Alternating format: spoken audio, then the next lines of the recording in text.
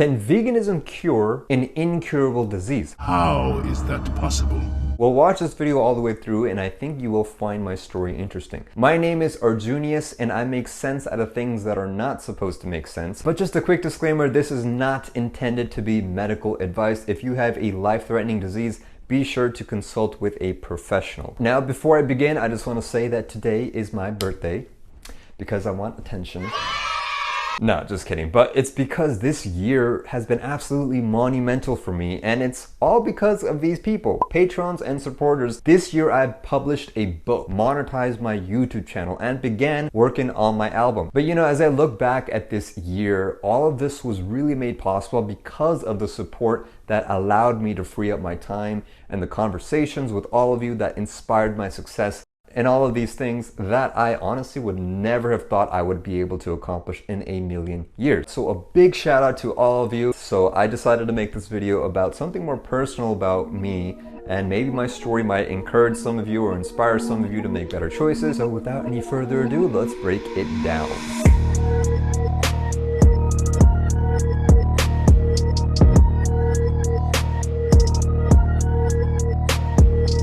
Now, what is this thyroid gland? The thyroid essentially produces hormones to control your metabolism. So if there is a disease, then it causes all sorts of issues and may not be able to regulate aspects of your metabolism, such as heart rate and body temperature. But let me tell you the story of how I was first diagnosed. So it starts almost 8 years ago, and at the time I was a vegetarian.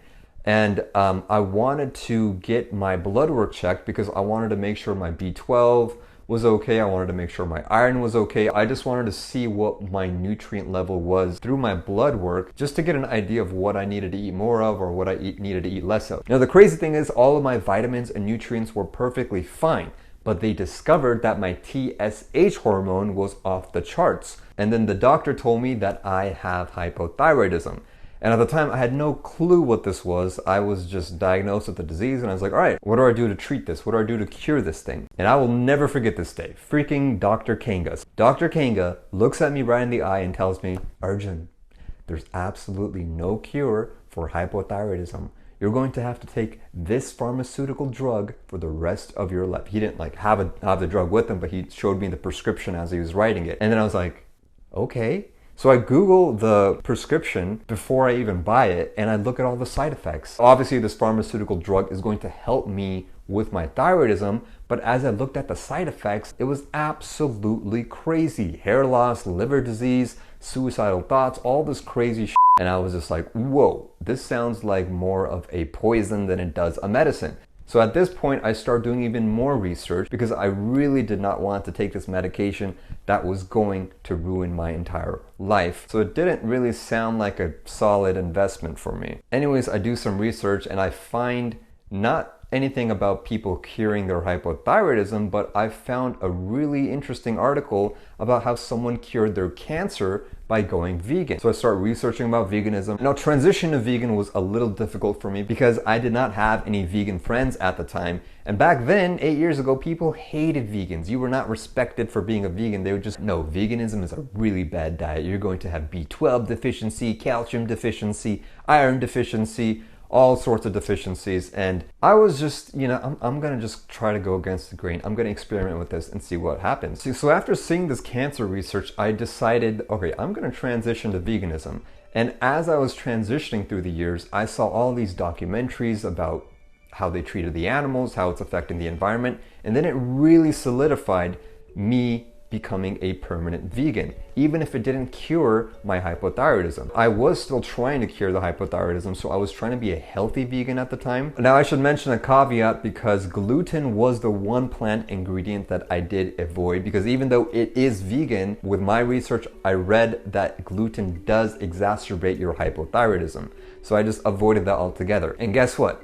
A year and a half later, it was gone. I had no dairy, I had no gluten, TSH levels were completely normal. I was so fed up with the pharmaceutical industry. I went back to my doctor and I'm like, Dr. Kanga, why is my thyroidism gone when I did not even take your medicine? And he looked at me like this. It's gonna come back. So 6 months later, get my blood work checked again, no disease. 6 months later again, no thyroid disease. It was just completely gone. And this is around the time I decided to change my path out of med school and into psychology, because I really started to lose faith in pharmaceutical drugs. Not that they are completely useless, but if the medicine is just solving one thing and then giving you 3 more symptoms, it's a net negative result on your body. So at this point, I became a huge believer in diet having a profound effect on your body's ability to fix your diseases. I don't know if it's curing or treating, but either way, it gets the result that you need. 8 years later, I still get my blood work checked and I don't have hypothyroidism. So for the past 8 years, if I have not had any TSH hormone level change, I'm pretty sure that I've cured my hypothyroidism. And to prove it to you, I have my blood work papers right here. This was done on 4/20/2021, strategically. If you see the highlighted portion right here, my vitamin B12 levels are perfectly in range, and I don't take vitamin B12 supplements, just FYI. I usually consume it in fortified foods like plant milk or nutritional yeast. And some people think vegans don't get enough iron, so let's look at my iron levels. These are also completely in range. And my TSH level is 2.4, which is perfectly average. And that's the calcium and protein levels of an 8-year vegan. So I changed my doctor to Dr. Ong, as you can tell right here, because I was so pissed at Dr. Kanga for giving me the wrong information and telling me I can't stop it no matter what, and I still stopped it. Maybe it will come back after like 20 years, who knows, but 8 years later, I'm still good. So after Dr. Kanga told me that my hypothyroidism is incurable, Dr. Ong, 8 years later, has this to say. His lab are essentially normal, not anemic. Optimal thyroid and kidney function. Normal blood count and clean UA. Elevated liver enzyme, go easy on alcohol intake, 50% less of what he is currently consuming. Hail to the no!